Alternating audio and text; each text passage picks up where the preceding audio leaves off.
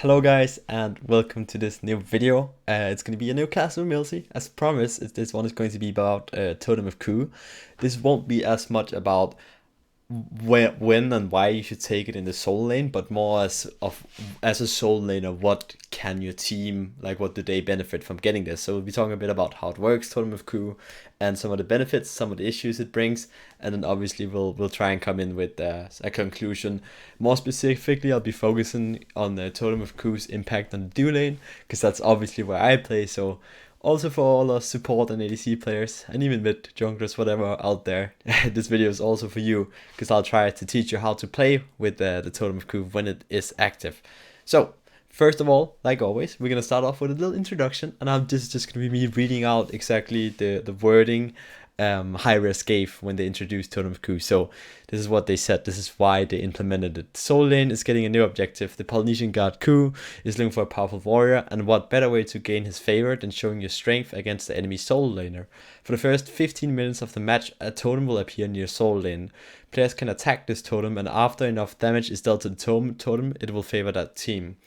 Towers for that team will provide an empowering aura that boosts movement speed and mana regeneration, giving soul laners a direct way to help and impact their team during the early stages of the game. So, you kill this thing, and it's going to give you a boost for 10 seconds, and then if you step out of the tower, or like back into the tower, it will reapply. But it doesn't matter if you're inside a tower. When you first get it, you'll just get the effect by default. But I think the most important thing we can take out of this right here is just how they wanted this more so for soul lane, just to make sure that solo has a bit more impact on the game. But I think the real goal behind this perhaps was to make it more like an objective you could rotate for, if that makes sense. So the jungler perhaps would see focus less, I guess, more on jungling and like less on ganking duo early on and that stuff. Just try and put something off duo pressure as well, because that's kind of was the meta in season 5 towards the end of the season. So I can see why they can kind of hide it a bit as like, oh, well, we just want to give solo lane something fun to do. But I think there's like a back thought behind it with, well, I mean, if the jungle can rotate for this and get that as well, and we can have like 2v2 fights with jungler and solo, that would be fun as well. That's not really been the case too much though, but I still don't think the meta has developed too far for that yet. So that's kind of why they implemented it. Let's talk about the stats. It has base health of 300. The health increases by 200 each time it's taken. So like you take it, next time spawns, 200 more health, pretty simple. The base physical protection is 15. The base magical protection is 10. It spawns at 1 minute, respawns 1 minute after successfully taken, and then it despawns at 15 minutes. So it's like one of the only buffs, I guess, that like just straight up despawns after a set amount of time. Once active, the first team that deals enough damage to the totem will have all other towers empowered. Allied guards to step into the empowered area receives a buff. Now this is the important thing. The buff is 5% movement speed, 25 MP5, and 25 gold for each team member when it's taken, and the buff lasts for 10 seconds when leaving an empowered tower, and the empowered tower area lasts for 1 minute. And you also get it just when you kill it. So this is not a buff that you can last hit, but it's a buff you need, like a jungle camp, I guess, or something that you just need to deal damage to. So it's not like you want to last hit it. There's like these 2 meters on each side, and whoever fills them up first, whoever puts in the damage required, gets the buff. So that's kind of how that works. There has been some bugs around Totem of Coup. It has been getting more health than it was supposed to by like quite a significant amount, so it was getting way too tanky. And also you could hit it, so like you can stack your Cocoon passive on it, or you can stack your whatever passive you had on it, which was pretty silly. Freya solo was quite fun because you just go there even while it's down and hit it, and you get your mana back. That's getting removed as well, so that actually you can't hit it or play around it right now when it's gone. So that's kind of the introduction to Totem of Coup. Let's talk about some of the benefits Totem of Coup can give to you as a team. Now, the biggest benefit it definitely gives is that it pretty much just gives you pressure in all lanes plus sustain. And sustain and pressure in lanes equals map pressure, and map pressure is map presence, and map presence and map pressure just wins you games. More specifically late game, also in early game, because you can still come back late game, but it's super important actually, and I think soul laners might have a tendency to undervalue the effect of Totem of Coup, because for them, right, they don't really need the MP5. Sure, the movement speed is nice, a bit of gold, then you might as well go invade the back camp, right? But for all the other lanes, more specifically than solo, it gives a super nice boost. And it just gives you like some more mana, the bit of extra mana, the bit of extra movement speed that can like make it so you can be that more aggressive. And I think that's super strong, especially in duo. We all know how you just run out of mana sometimes, you know. You really wish you had like mana for that one more ability. I know the same thing when I play mid as well. I feel like either I'm not buying mana pots and I'm running out of mana, or then I'm buying too many mana pots and I'm running out of health. So if you can get this totem, that should really help you out as well. Also, just the rotation speed early on for the jungler and the mid laner definitely helps out so much, because you're going to be having that when you don't have boots, and getting to the wave might mean you might lose one creep less or something, which actually has a really big impact. So it's super strong for the other lanes, more so than solo, and I think solo lanes need to realize this as well, that this is not so much a solo objective, it's more like helping your team, right, rather than helping yourself, which you still do, but obviously you might just want to invade a back camp instead. So yeah, another thing, I guess, more specifically for the impact and duo, is that you can run more health potions. So if you have if you're playing like a mana hungry support, right, you might need to get multi potions, or you maybe even mana potions. If you have the Totem of Crew passive, that extra MP5 will actually make it so you don't have to run those mana pots. So it can make it so you can run more health potions and be more tanky.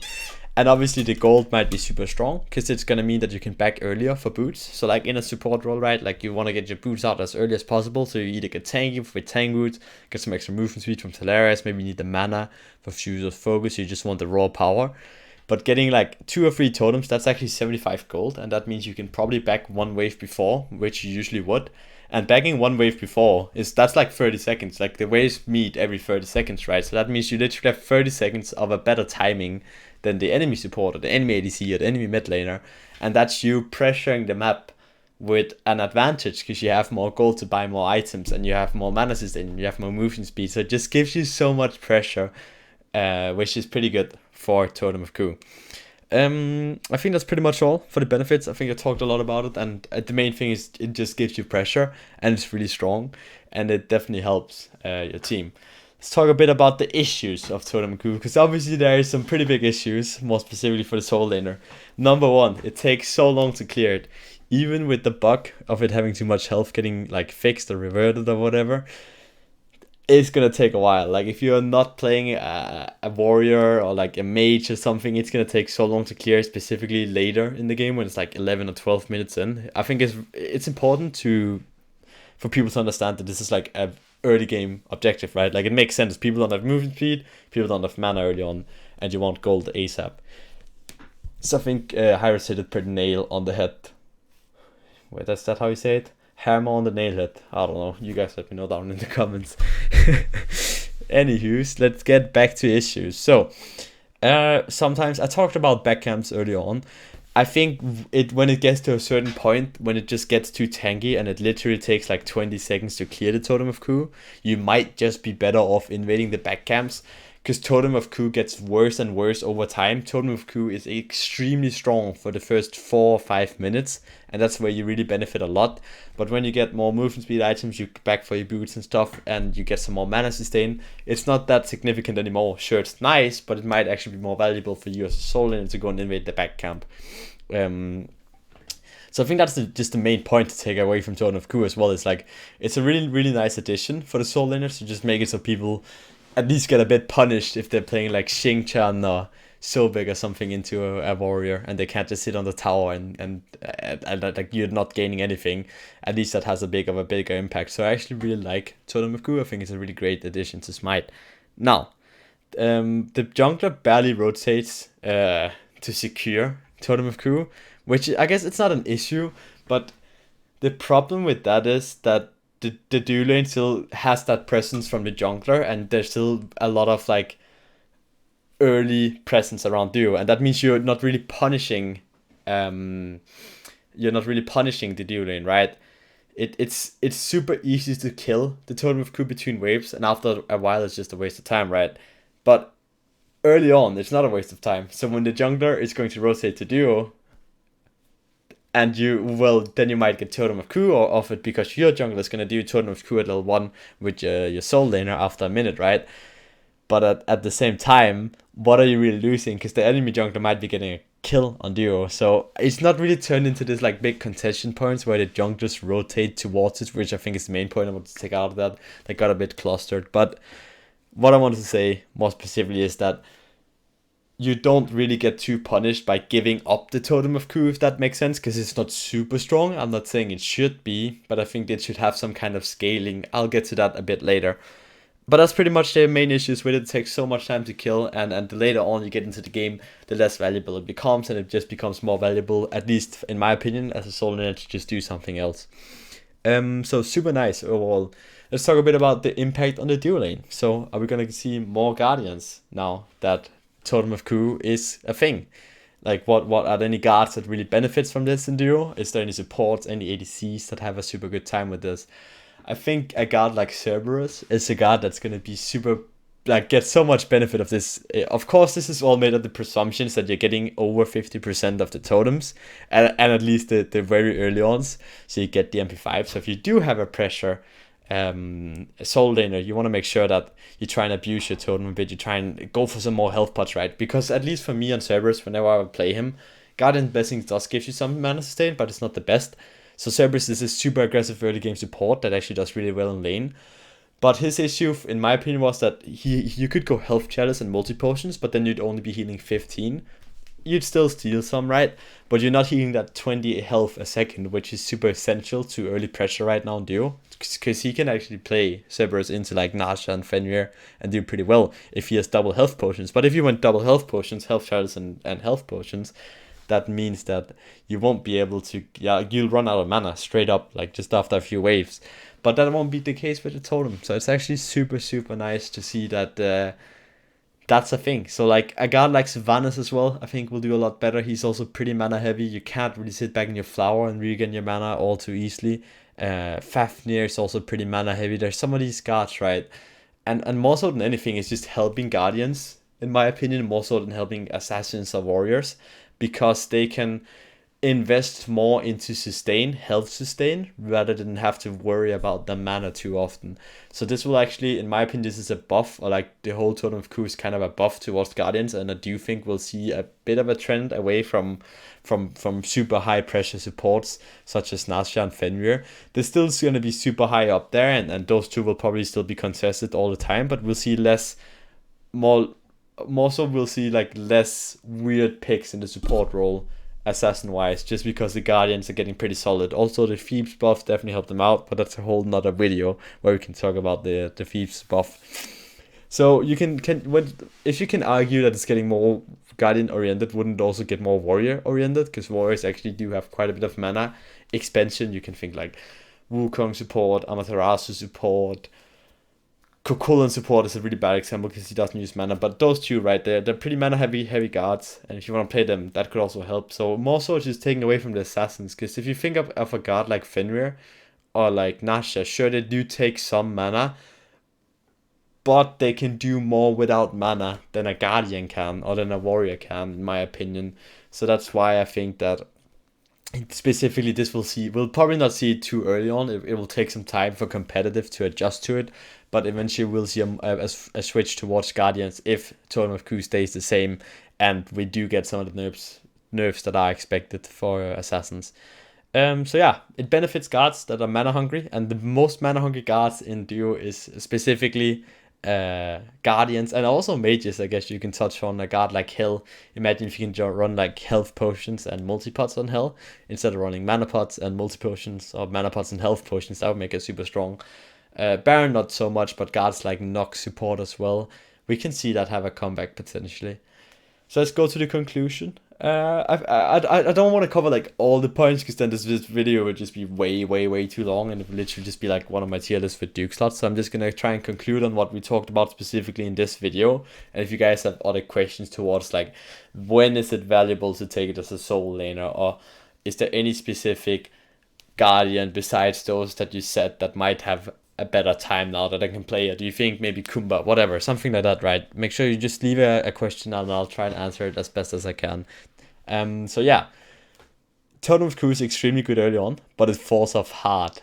And the reason why I think Totem of Coup is like a bit too good early on, because it just kind of gives you that extra edge. So you can actually get dual lane pressure and you can get mid pressure, you can get faster rotations. You just benefit so much more than the 25 gold, because you get more sustain, you get more movement speed. So it's super, super strong early game, and it's not that hard to kill early game. So it really, I guess, forces your soul laner to try and emphasize a bit more on that, which is nice, because then people can't just play so big and sit back without getting punished. And if you want to play so big and sit back, that's fine as well, but at least the enemy team knows that while your warrior might not have as good of a late game as Sobek, at least the warrior is giving you a bit of an early game advantage, which you can potentially push in to a win.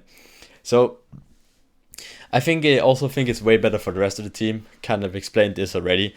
It's the main conclusion, right? Like, as a soul laner, it's really easy to undervalue how much it actually brings to your team. So I think you should definitely try and do this. But with that said, once it gets like once it takes you like over 15 seconds to kill that, or like 20 seconds, and you're just using your whole mana pool to kill it or whatever, I really don't think it's worth it at all. And at that point, your team is also gonna have boost, they're gonna have more sustain, and it's not as valuable as it is for the first 5 minutes of the game. So if you're soul laner, first 5 minutes of the game, try and get that. After that, it's nice to have it, but if you can invade a back camp or get a blue buff or something, that might also be more valuable. And just to end it off, as like my conclusion, I kind of wanted to come with a bit of a fix for the totem, but I do think it's a super nice mechanic, but I think it can be better. And my suggestion is that we're going to do some kind of like scaling to the totem, if that makes sense. I really like how it despawns after 15 minutes, but from like between the 10 to 15 minute marks, it just feels like the totem is way too hard to kill. It doesn't really give you anything as a team. So, and early on it feels a bit too strong, in my opinion, from other lanes. So what I would like to see is some kind of scaling. Just like, well, no, buff doesn't really scale, so that's a horrible explanation. Minions scale though. So what if you made it so every time you kill it, it gets 1 more gold, and it gets like 1 more MP5 or something, right? Or like 1 XP every time you kill it. So maybe it starts off at 15 gold, 20 MP5, and like 5 movement speed as it is right now, but then every time you kill it, you add like 1 gold or 1 XP. It's very tiny, it's a tiny amount, but just, it's an example, right? Like, you probably want to add something more or something else to it. You guys definitely hit me up in the comments with what they should add to the totem, if this buff would be a thing, because I think it's a really nice thing, but at the moment the totem is just kind of useless after 10 minutes, because it's just too tanky, and you really shouldn't be going for it unless you literally have nothing else to do. So there needs to be some kind of adjustment, and also think it's too good early on, so some kind of scaling, like, so every time you kill it, it becomes a bit tankier, but it also gives you a higher reward. Like, that makes sense to me. So it needs to be less powerful early game, but more powerful and in the transition into mid game, so you can actually utilize it. So yeah, that's pretty much my conclusion on the Totem of Coup. So I hope you guys enjoyed this video. More specifically, we're just talking about the impact on duo, right? So yeah, if you have any comments about anything I've missed out on, or like anything where I'm just shared wrong or something, make sure to leave a like in the comments. What other videos would you like to see Class of EmilZy wise, right? Because we've had a tier list now. That's not really Class of EmilZy, but we talked about the new gold fairies. We talked about rotations. We talked about like a lot of new stuff. So what should we talk about now? Is there anything else that you guys really want to know about, so we can make more of these videos? Please make sure to leave a comment as well. We do these videos every Sunday. So yeah, that's pretty much it. If you liked the video, you know the drill. Make sure to like, comment, subscribe, press the bell. Until next time, everyone. Peace out.